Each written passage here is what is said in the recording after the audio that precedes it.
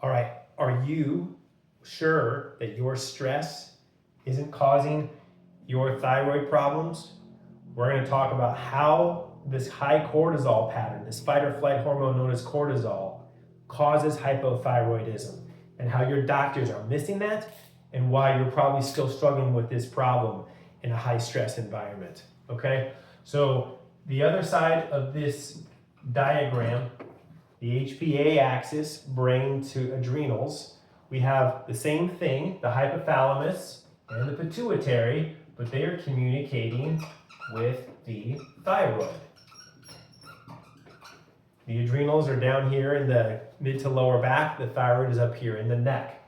But HPT axis is the brain telling the thyroid, hey, it's time to get going, just like it does for the adrenal glands. But instead of the adrenaline and cortisol being produced, we have these things called T4.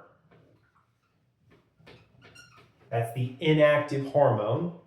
And then the active version of that, which is T3. Okay? And T3 is the active, which then goes to the brain and to the heart and to the muscles and tells us to get going and speed things up. So we're, again, getting on board with this fight or flight response. But here's what you have to keep in mind, and here's what I think you might be dealing with. In the case of a high stress lifestyle, whether it's your fault or somebody else's fault, whatever you think about the stress in your life, it all adds up, and this cortisol bucket is filling.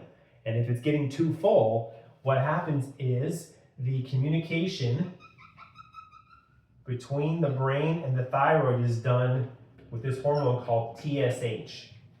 Cortisol blocks TSH from telling the thyroid to make more T4. Okay? So high stress blocks TSH, less thyroid function. As well, this cortisol also blocks the conversion of the inactive hormone T4, which doesn't do you any good until it converts to T3. It blocks that conversion.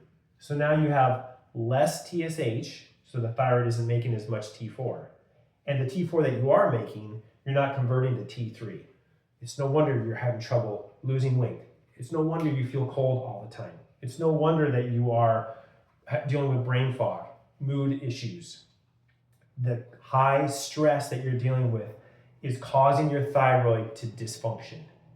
Hypothyroidism will never be fixed. You will be taking thyroid medication, whether it's levothyroxine or Synthroid, or Armour thyroid and NP thyroid. You'll be taking those medications for the rest of your life unless you fix the cause, which is the cortisol.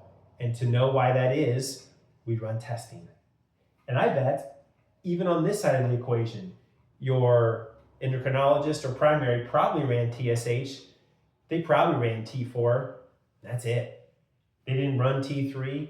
They certainly didn't look at cortisol. There's even this thing called reverse T3, which we'll get to on another video. Reverse T3, which can affect how T4 converts, and this T3, reverse T3 is also not effective for us. It does us no good. That could also be high. I guarantee you, your doctors are not running these markers. You need to get tested properly.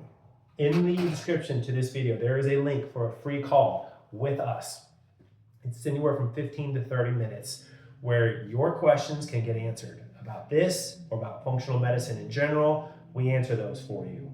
As well, we want to make sure that you are a good fit for our office, that what's going on with you is something that we think we can help with. And if so, we move forward with this testing, which I believe you are not getting, and which is why you're still struggling. Struggle no more. Take advantage of the call. Let's get you on the road back to recovery for the thyroid and for your health.